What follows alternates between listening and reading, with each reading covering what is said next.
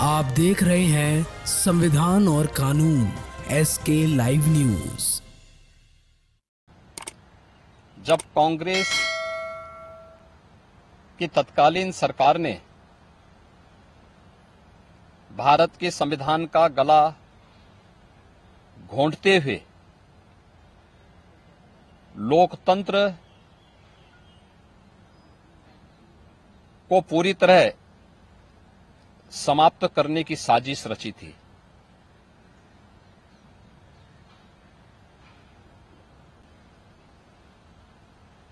रात के अंधेरे में श्रीमती इंदिरा गांधी जी के नेतृत्व में कांग्रेस की सरकार ने कैसे भारत के लोकतंत्र को नष्ट करने का प्रयास किया था। उस समय के सभी विपक्षी दलों के नेताओं को, उसमें से अटल बिहारी वाजपेयी जी,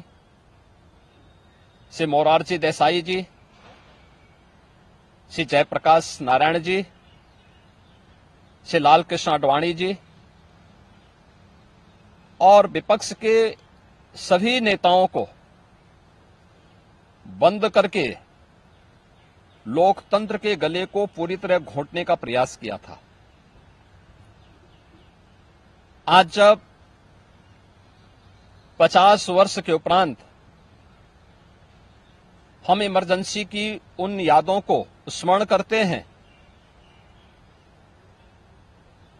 तो स्वाभाविक रूप से कांग्रेस में चेहरे बदले होंगे, लेकिन उसका चरित्र, उसके हाव भाव आज भी वही हैं जो 1975 में एक बर्बर चेहरा उस समय में कांग्रेस पार्टी का देखने को मिला था। कैसे उन्होंने संविधान की मूल आत्मा कही जाने वाली प्रेम्बल में संशोधन करके उसकी आत्मा को नष्ट करने का प्रयास किया था। कैसे कांग्रेस ने उस समय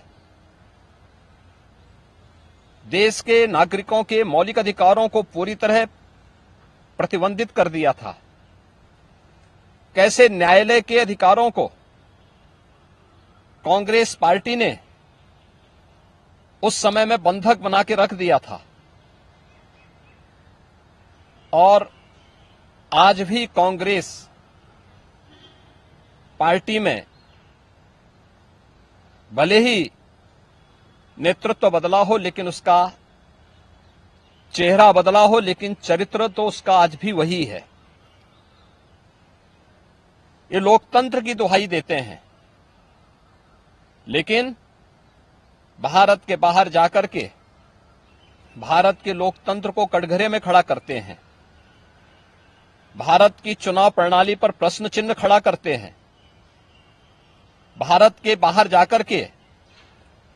भारत को और इसके लोकतंत्र को कोसते हैं। भारत के अंदर हर चुनाव की प्रक्रिया में बाधा पैदा करके ईवीएम पर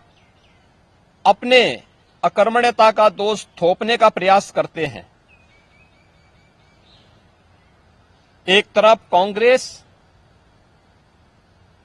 का यह तानाशाही पूर्ण रवैया, जिसने आज से नहीं या 1975 में ही नहीं, आजादी के तत्काल बाद संविधान अंगीकार करने के मात्र 2 वर्ष के अंदर ही देश के संविधान में संशोधन करके धारा 370 को उसमें जबरन डाल करके देश के अंदर देश की अखंडता को चुनौती देने वाली धारा 370 को डालने का प्रयास किया था। इसके उपरांत भी समय समय पर कभी मीडिया पे को प्रतिबंधित करके, कभी अन्य तरीके से प्रत्यक्ष और अप्रत्यक्ष रूप से लोकतंत्र के सभी स्तंभों को कमजोर करने का प्रयास किया था। 1975, 25 जनवरी 1975 उसकी पराकाष्ठा के रूप में इस देश ने और दुनिया ने देखा था। 1975 की इमरजेंसी की घटना की 50 वर्ष पूरे हो रहे हैं। 1975 में देश के लोकतंत्र को बचाने के लिए, संविधान को फिर से बहाल करने के लिए, नागरिक अधिकारों की रक्षा करने के लिए जिन लोगों ने जेल की यातनाओं को सहा था, जिन लोगों ने उस कालखंड में लोकतंत्र के लिए अपना सर्वस्व न्यौछावर करने का कार्य किया था, हमें आश्चर्य होता है कि उनकी वर्तमान पीढ़ी उसी कांग्रेस की गोद में बैठ करके देश को फिर से कांग्रेस की तानाशाही और लोकतंत्र विरोधी, संविधान विरोधी तंग दायरे की ओर धकेलने का कुत्सित प्रयास कर रही है। कांग्रेस आज भी उसी रास्ते पर चल रही है और उसी का परिणाम है। जहां भी कांग्रेस नेतृत्व की सरकारें हैं, उनका रवैया, उनकी कार्यप्रणाली, उनके द्वारा किए जाने वाले कृत्य इस बात के उदाहरण प्रस्तुत करते हैं। उनके जो सहयोगी हैं, बंगाल में टीएमसी है, केरल के उनके सहयोगी हैं, या तमिलनाडु के उनके सहयोगी हैं, या कांग्रेस नेतृत्व की सरकारें जहां कार्य कर रही हैं, उनकी कार्यपद्धति को आप देखें। जो लोग जनता को गुमराह करके संविधान के नाम पर संसद की कार्रवाई को बाधित करने का प्रयास कर रहे हैं, वे लोग कभी अपने गिरेबान में भी झांक के देखें। क्या उन्होंने सही मायने में संविधान का पालन किया था? क्या ये सच नहीं कि देश की संसद में कांग्रेस के एक वरिष्ठ नेता ने वहां पर जिस प्रकार का आचरण किया था, एक बिल को संसद के फ्लोर पर ही किस तरीके से अपमानित करने का काम किया था, वहां फाड़ने का काम किया था, ये क्या किसी से छुपा हुआ है? या अन्य अनेक ऐसे कृत्य जिसने लोकतंत्र को कमजोर किया है और लगातार देश के लोकतंत्र को कमजोर कर रही है, ये सभी कांग्रेस के वे कृत्य हैं जिसके लिए कांग्रेस को यह देश कभी माफ नहीं करेगा। कांग्रेस पार्टी को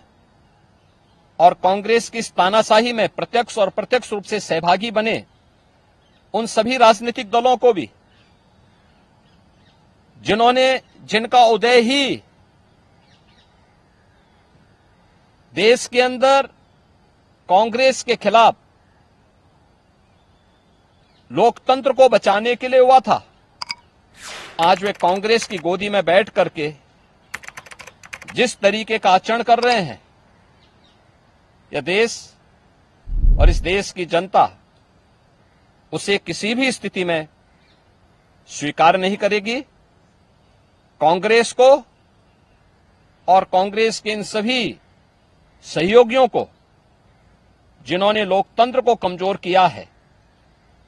संविधान के प्रावधानों को समय समय पर मानने से इनकार किया है, इसके लिए आज इमरजेंसी की 50 वर्ष पूरे होने पर इन्हें देश की जनता से माफी मांगनी चाहिए अपने इस कृत्य के लिए, और अपने न केवल चेहरे को बल्कि चरित्र को देश के संसदीय लोकतंत्र के अनुरूप ले जाने के लिए अपने आप को तैयार करना चाहिए। खबरों के लेटेस्ट अपडेट के लिए इसी तरह हमारे साथ जुड़े रहें और इस वीडियो को ज्यादा से ज्यादा शेयर करें।